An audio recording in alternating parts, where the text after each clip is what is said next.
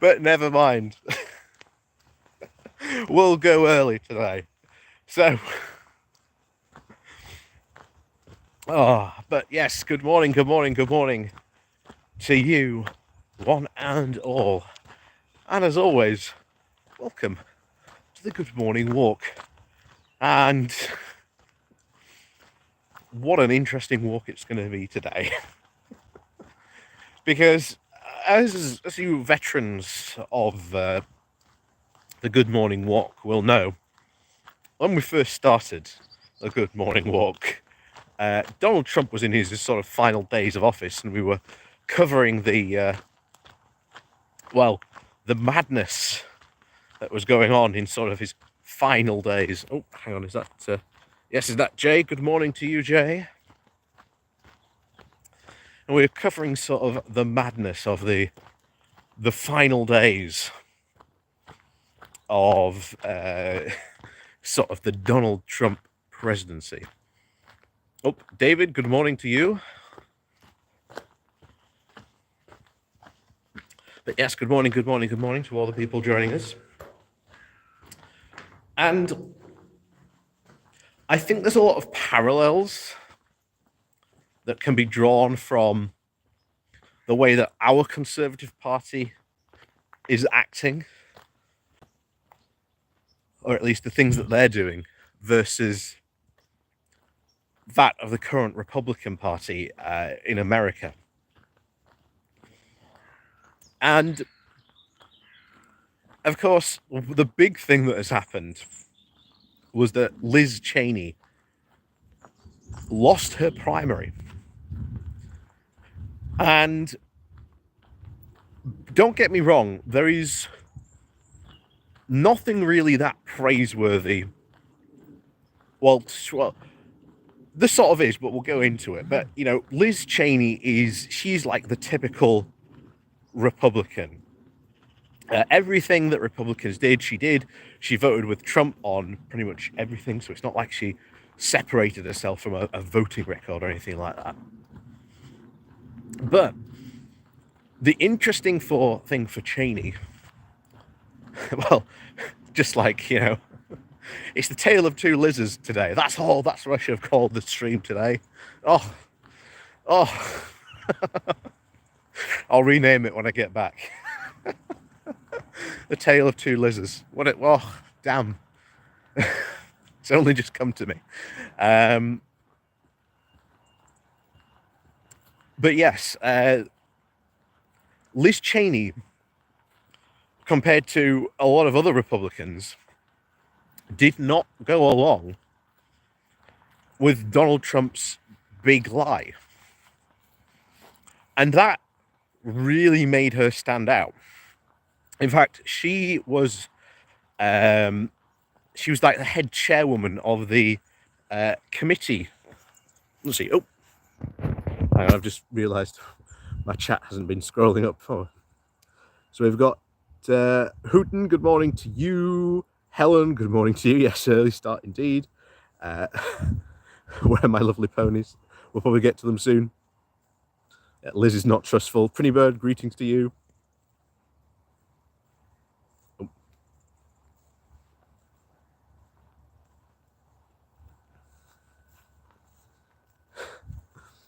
Oh, hang on.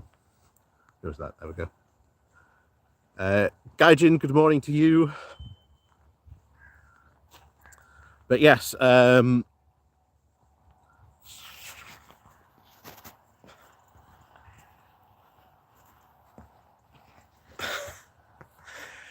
so you've got that strange, in a way, connection. And we're talking about, obviously, Liz, well, the Cheney Liz this morning, but we'll get to our Liz in a bit. And because she stood up against the sort of the lies spun very much by the Trump administration in the closing days, she got a lot of pushback. And it was very, very sort of interesting to see the that someone so powerful in the Republican Party could be brought so low by essentially not really wanting to go along with the big lie that Trump was selling. And I think this is one of those things where you look into a lot of what, like, the party in the Republican Party in America has been going down. And that certainly seems to be the case. You know, bending to like the wild reality of,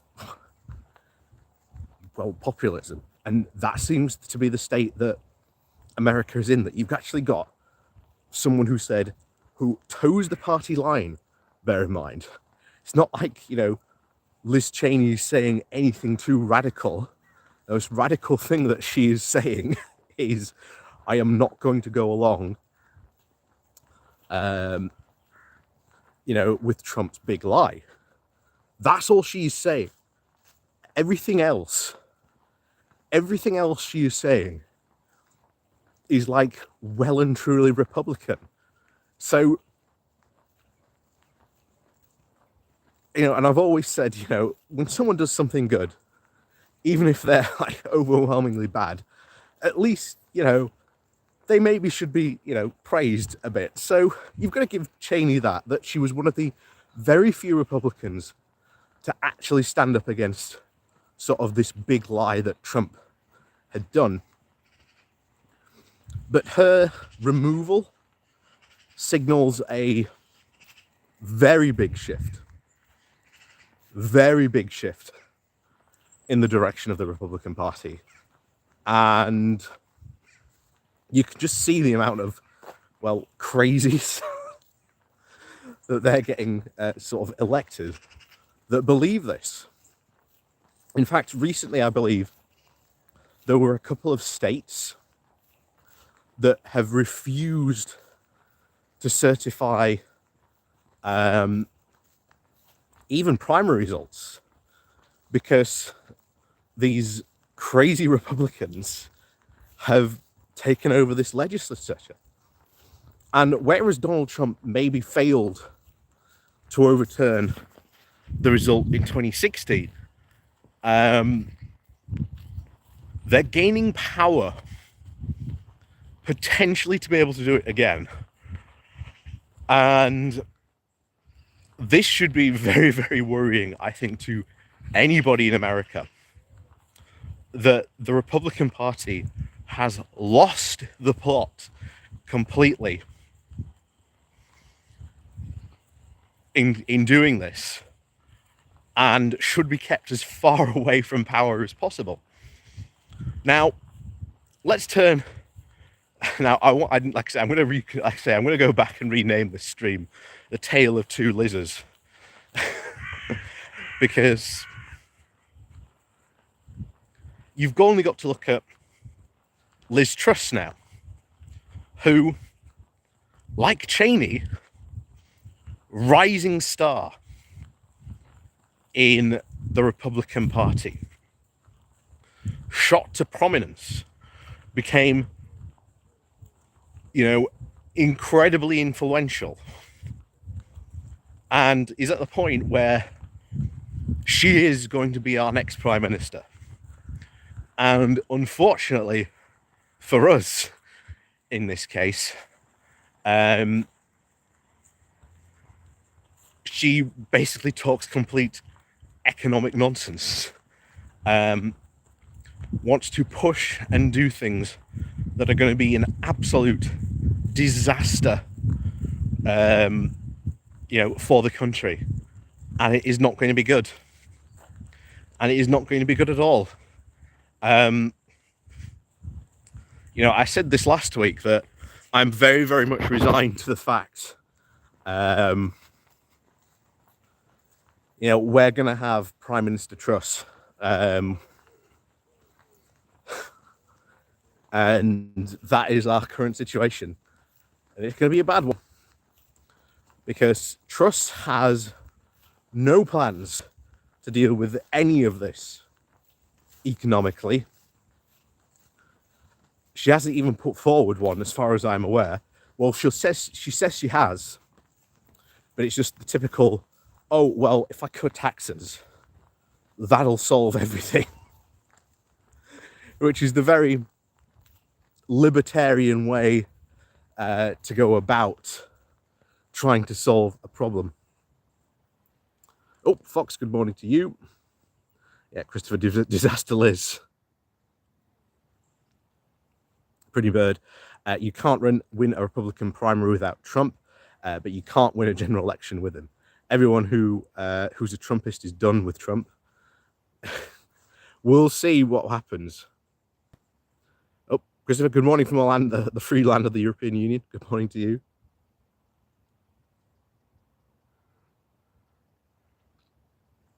Hoon, do you think the potential consequences of jailing Trump would be so dangerous as to not make it worth doing? No, he needs to be. He really does need to be jailed. History has shown that if you let extremists or people like this get away with this type of stuff, it only emboldens them. You want a perfect example? Everyone often talks about sort of the rise of fascism in Germany. And don't get me wrong, definitely should be looked at, definitely should be talked about and studied. But the more worrying one was the rise of fascism in Japan, because it wasn't as guaranteed as people, initially said. And then there's a fantastic series on it. Extra History did a fantastic series all about the rise of sort of fascism in Japan and sort of how that happened.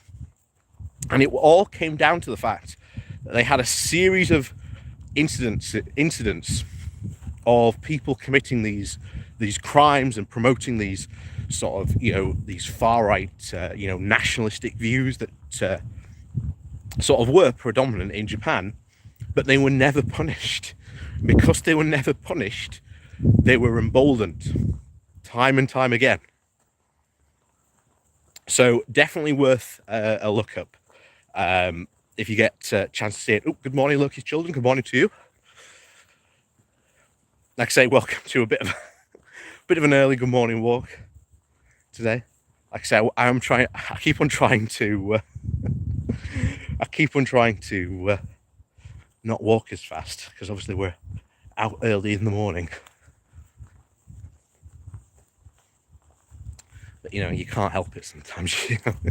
You have your normal walking speed and you can't help but walk at it. I just don't want to be sort of zooming around and be done in like 30 minutes. But yeah, let's go back to sort of Truss. The recent poll, I think, has at that point, if you haven't heard about the poll, Sky News did one, and it put Liz at 66% of the vote, and Rishi was at like 34, 35 or something like that. Yeah, he's been absolutely steamrolled. And as I said, going all the way back to even before this competition, came in. If you can hear that ringing, that's my phone. Oh, hello, me from the past. Yes. What, Liz Truss is going to win and walk it? Sure, I agree with you. Let's put another phone call in for like another 2 weeks when she gets confirmed. See you then.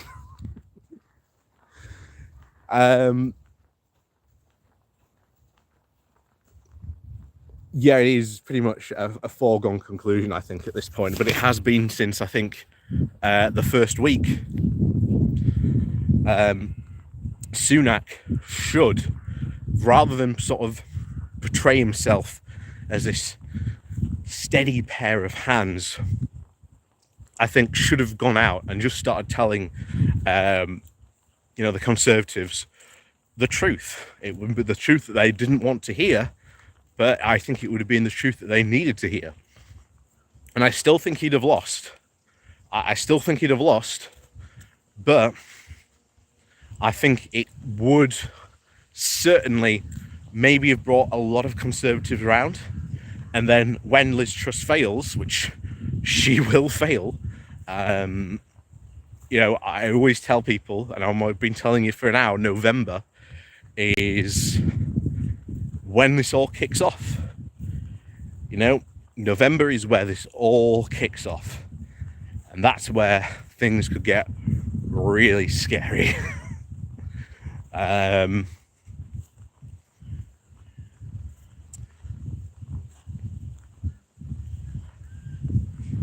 I've talked about, the cost of living crisis, all these crises that we're having, all mixing together. Oh, good morning, Kilphonic. Good morning to you. But yeah, there's all these crises mixing together. Safe to say, it's not going to be good. None of these crises. Morning. Morning. None of these crises that we're having are going to be good. They're all mixed together in just an absolute, hurricane of chaos. And November is where it all kicks off. And Truss is going to have to do something. But the thing is, given her ideology, she is not going to do anything.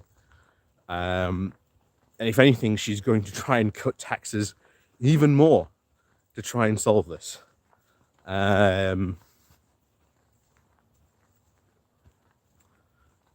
It is going to be a very, very worrying situation, to say the least.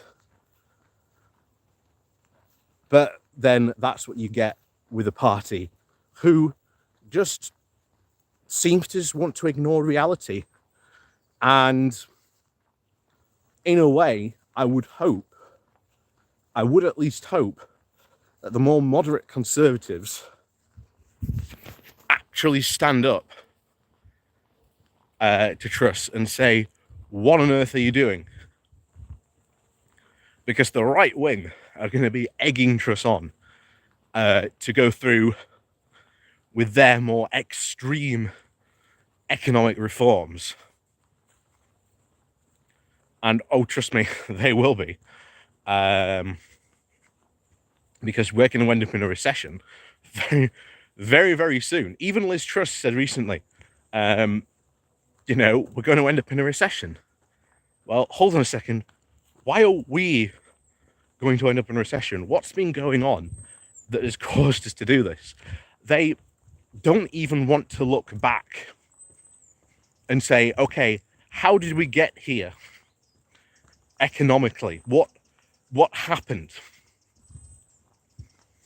And I think this all goes back to, if you may remember, we went over the white paper, the levelling up white paper, a couple of months back.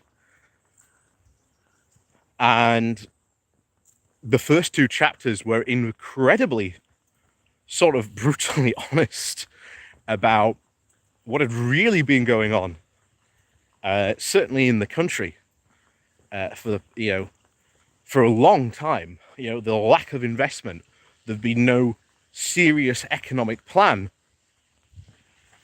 and of course, then it came to the sort of money part. The money was, well, not forthcoming enough to actually really solve any of those problems. And of course, we've had Liz continue. Morning. We've had, Liz continue with the ridiculous economic fantasy that everywhere should be like London. But you know, that's not possible because London has got, you know, it's been the focus, the be all and end all of governments for years, that London is the economic driver, when it shouldn't be. It should be the whole country, because if something goes wrong in London, then the whole country, you know, could suffer as a result. So, in a way, that will be a good thing. But we'll just have to see how that plays out. Yeah, you know, we are walking into an economic disaster, and I don't see how we get out of it. Even if you get a, you know, even if you've got, like, I don't know, the second coming of Corbyn, you know, in a full-on, like, Labour socialist government, you know, even they would struggle to get out of this crisis I think we're walking into. So it's going to be very, very hard. And I know a lot of people are saying, well, would there be a general election?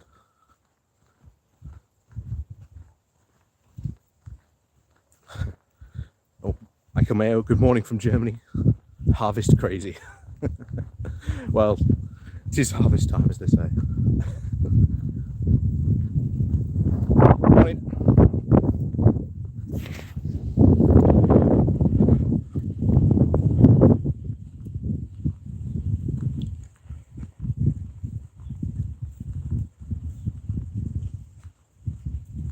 Yeah.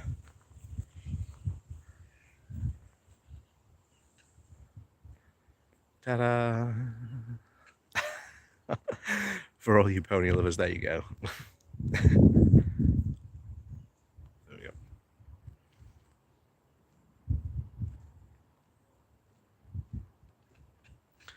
So, and honestly, we are walking into a very, very worrying sight of what's going to happen economically. And, you know, I've often said, you know, I want to, you know, be really positive, you know, on this channel, but sometimes, you know, when you look at, you know, when you look at sort of the economic reality, of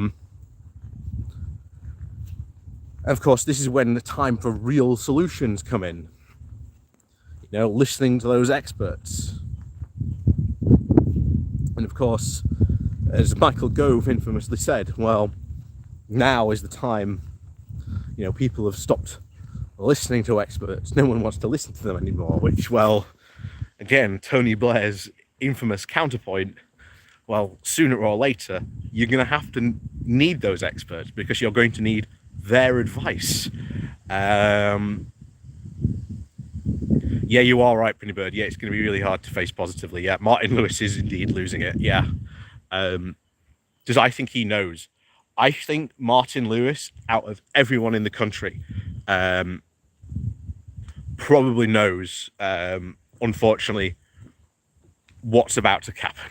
And he's been warning people. He's been warning people now for at least over a year. You know, we need to tackle this problem. We need to, you know, talk about this now. And he's been ignored. In fact, another thing that happened this morning, I don't know if people have heard,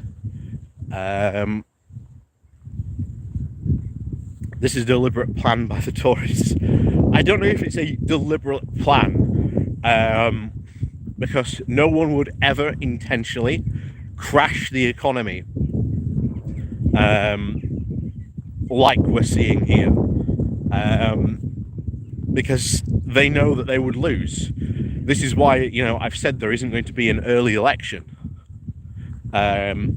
because they do not want to risk their massive majority that they have.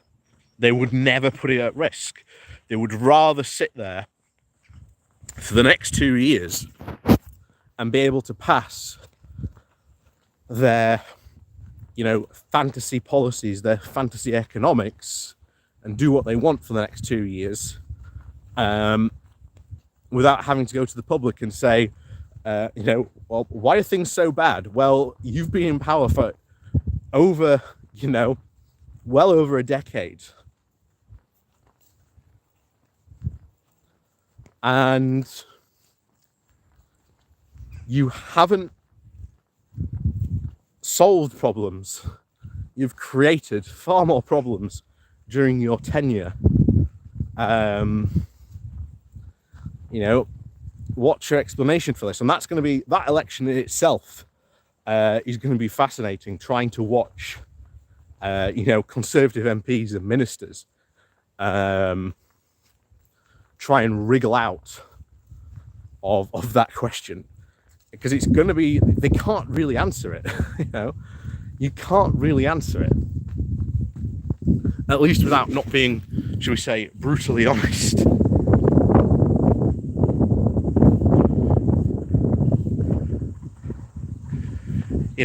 You've had Adam Posden, someone who we've talked a number of times about on this channel, former top bigwig from the Bank of England, saying, Brexit has accelerated inflation. Something that we always said before that would happen. Brexit was not a solution to the problems that we faced here in the UK, and shockingly, as you may have heard from the leaked audio, Liz Truss agrees with me on that.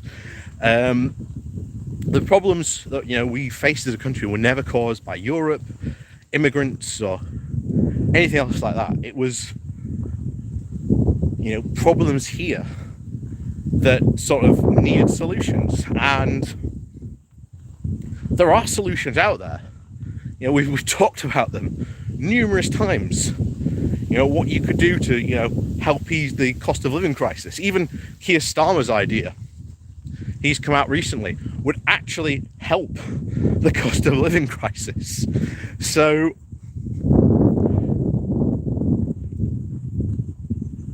what are the Tories doing? Well, they're embroiled, very much so.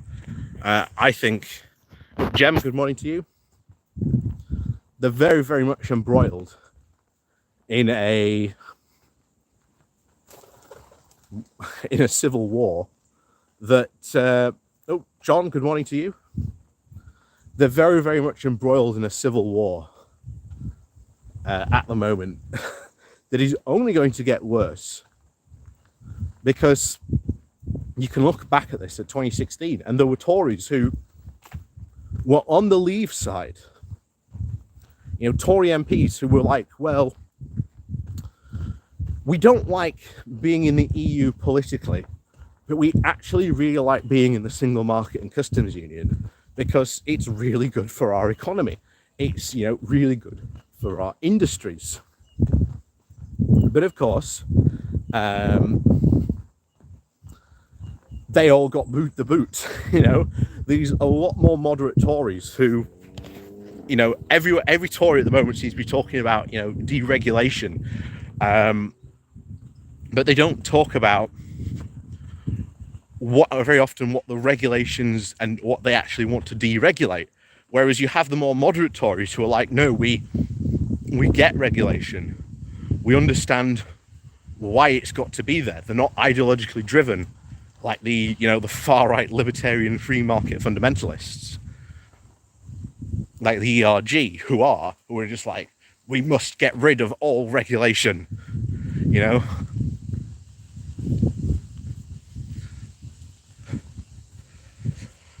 And it's really worrying when you've got Truss saying that she's going to get rid of all EU legislation by the end of 2023. That in itself is going to cause huge problems, because the second you do that, that puts up even more trade barriers. You've got to add even more trade barriers, that companies have then got to get over as a hurdle. So none of what's coming is going to be good. And of course, Truss has threatened, oh dear, this might be a return walk. I don't know if you can see him down there. Cows are on the path. See if we can get around them. If not, we'll have to turn around and go back. See if we can do some herding. Let's see if my cowboy skills are up to snuff. But yeah, one of the big key points was that David, where is Anna Soubry? I miss her on TV. Is she still trying to rejoin the EU? Yes, I believe she is. She's still around, but obviously she got booted from the Tory party, like many of the other big things, you know, like Rory Stewart. Come on, guys. Come on. Come on. Either you're going to have to go one way, I'm going to have to go back. Come on. Come on. There you go, that's it. Yes. Yes. Just call me the cow whisperer. There we go. Go on. There you go. Ha ha. Come on. Come on. Come on. Come by. Come on.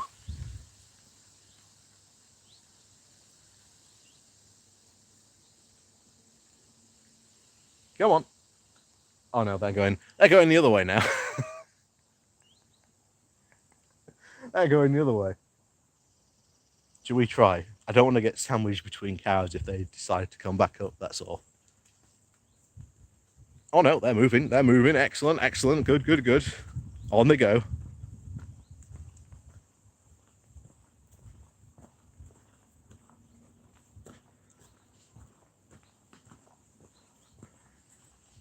So you just have a look at that.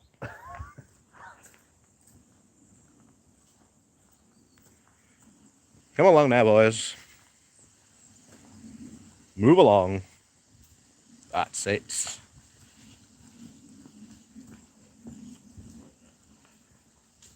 That's it. Cow-free path.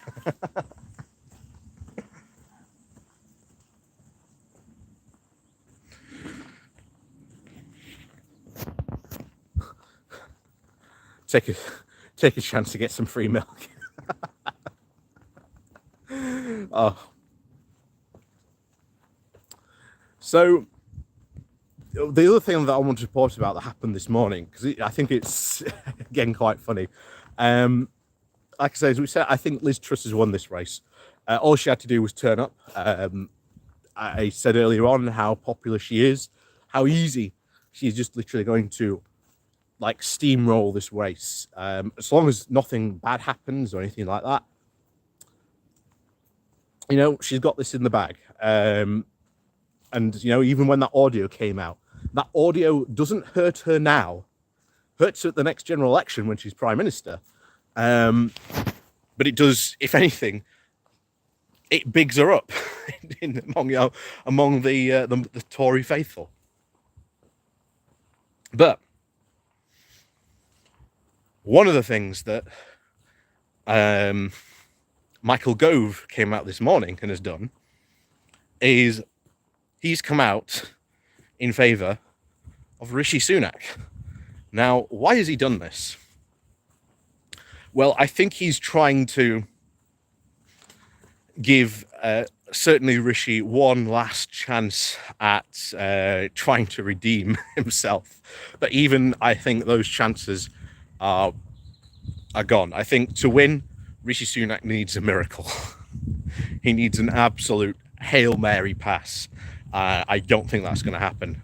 Michael Gove certainly hasn't given him that pass this morning when he came out and backed him. So he has come out and he has basically rubbished Truss. You know, said that she's engaging in fancy economics, which everyone out there, every economist says yes, she is. She's saying that she's going to borrow more and, quote, cut government waste. And that means, probably going to end up with less public services, which, again, at this time, is probably not going to be very good. Oh, dear. Suddenly, a wild cow appears. Yes, none of this is going to be very good, to be honest. There is a lot of pushback as to who on the backbenches is going to cause trouble for Truss. And Boris is certainly going to be one of them. But Michael Gove is certainly another, Michael Gove himself, wants to be Prime Minister. Everyone was quite surprised when he didn't run this time, but I think even he saw the writing on the wall that at the moment he isn't going to win. So he backed, Kimi Badenoch. And of course, Kimi has now become, or Kemi, I can't remember how it's pronounced now, has become sort of, or Badenoch, should we say, as her second name is, has become a rising star in the Conservatives. She's tried to sort of, fill her lack of experience with, talking about the culture wars. Didn't seem really to go down too well. And try as the Conservatives might, they haven't really been able to initiate these culture wars over here because, well, all the people in this country are far, far worried about the cost of living crisis. That's what they're more worried about.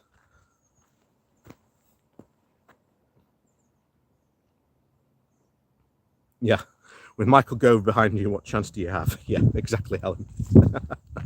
And that was the, this is Rishi's really last chance, because this is sort of really the last week of Tory campaigning for the leadership contest, and unless he gets that miracle, Rishi ain't winning, and I cannot see this miracle happening. And when the results come in, I think it is going to be an absolute crushing defeat. And part of the other reason why Michael Gove has also probably come out against Liz Truss, as we said, first of all, he can sort of separate himself now for a potential future run at the leadership by saying, all these things she's trying to do, all these fancy economics she's engaging in are completely wrong.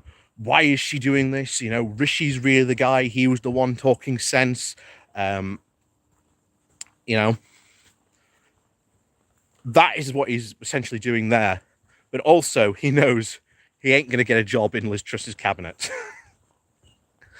That is very, very plain.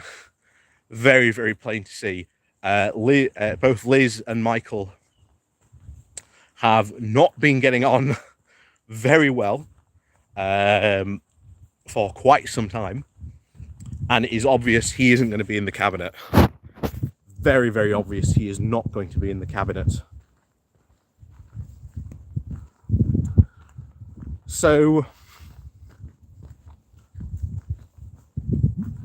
you've got a very worrying situation for Liz immediately as she goes in. Because you may remember, Boris did a bit of a reshuffle before he left. And her first job is really to have that reshuffle. And that in itself is going to be interesting because that will certainly set the tone and the feel of what Liz Truss's government is going to be like. So I fully expect a lot of right-wingers, certainly in there, a lot of key ERG people who are going to carry out this right-wing libertarian nonsense. that they've got planned, or have had planned for a number of years. And there's a lot of people saying, well, is there going to be an earlier general election? No, not one, not a chance. They are not going to risk their massive majority, where they can do so much, and it doesn't matter if every single opposition party stands against them. There has to be a significant backbench rebellion, and we're talking there has to be at least 100 or more Tory MPs willing to stand up and say, no, we're not backing this. That's how strong it has to be for that backbench rebellion to actually stop anything that the Tories want to do. And of course, the problem is that they're all very much engaged in this right-wing madcap, fantasy dream. And we saw that on display throughout the leadership contest. And unfortunately, it is going to lead to a lot of damage. Crowban, afternoon to you.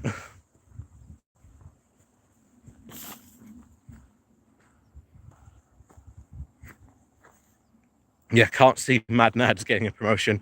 No, she's also going to probably get sent back to the backbenchers, and to be honest, good. Good. I'll be very surprised if she keeps her position, because there's going to be no Johnson Boyle, no Johnson loyalists.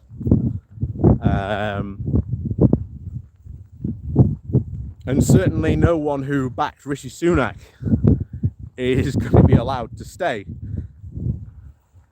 I think that's should be very plainly obvious from the way that Liz Truss has talked about what she wants from a soon-to-be cabinet.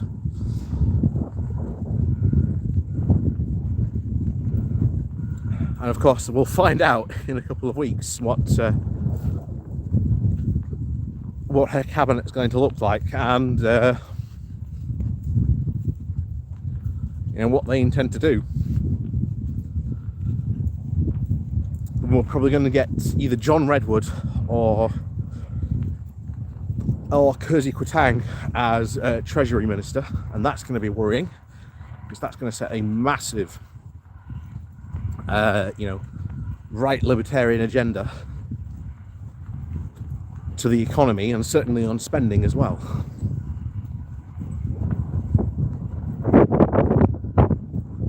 So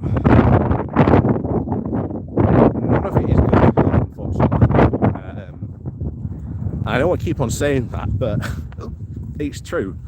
None of it is going to be good going forward. And I think November is when everything's going to kick off.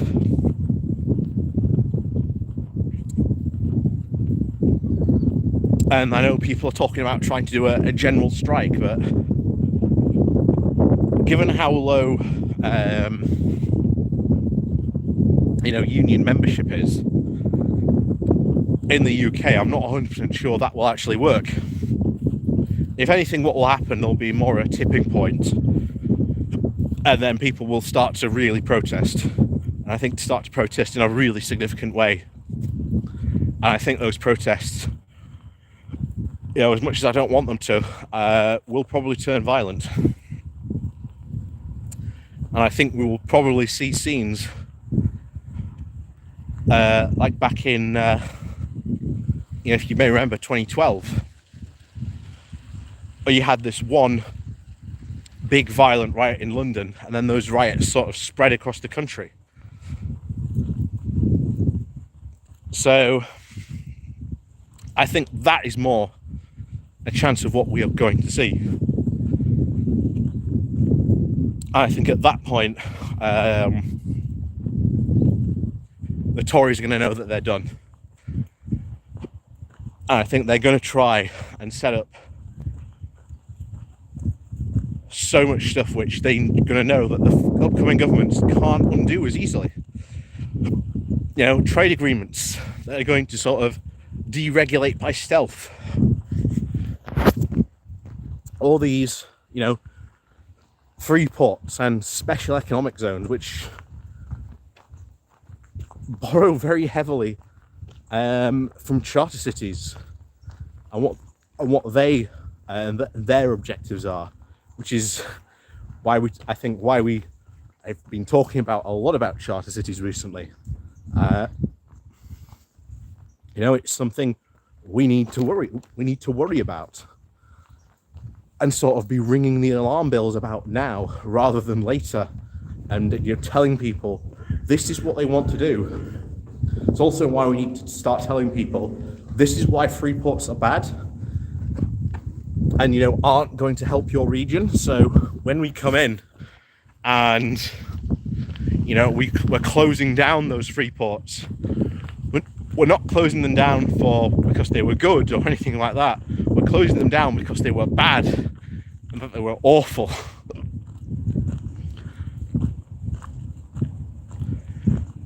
So that's something that I think we need to sort of pick up steam on again. And oh yeah, there was actually a video that I want to go over later on today, because James O'Brien, as you know, we did a video about Michael Lynch in the interview we had with the New Statesman, and James O'Brien actually took Michael Lynch to task. You know, questioned him over those comments that he had about the EU and about his stance on the EU. So we might do that. And I've got hiccups now. So we might do that maybe as a video. Certainly in the not too distant future. But as always, thank you one and all for coming and joining me on this good morning walk. Like I say, we started a bit earlier than usual. That was because, well, I didn't really realise. And when I came down here, I was like, oh, it's only 7:30. Oh, pardon me. So, as always, thank you very, very much to all the people who have been watching today. It's been absolutely fantastic as always. Good morning to you. Hope you have a fantastic weekend. Enjoy yourselves. You know, oh, pardon me. If you can't be safe, be sensible. Like I say, please remember to hit that like and share button on your way out. Down below, there are links to my Patreon page and, of course, the Pony Club if you would like to support the channel through one of those ways. There's also the one-off donation links we've got now, the YouTube thank you button, and, of course, the one-off donation link called Buy Me Coffee, where you can, well, buy me coffee. As always, oh, pardon me. Thank you very much for everyone for joining us today. It's been fantastic as always. We'll see you on Wednesday for our next live stream. Of course, watch out for more videos we've got coming out this week. And of course, remember, if you are, oh, pardon me, if you are supporting me on Patreon or you are a member of the Pony Club, we are now doing a weekly video for you, just specially for you. So do give those a watch and have a check out. Like I say, tell me what you think about them. And of course, as always, we'll see you all next time.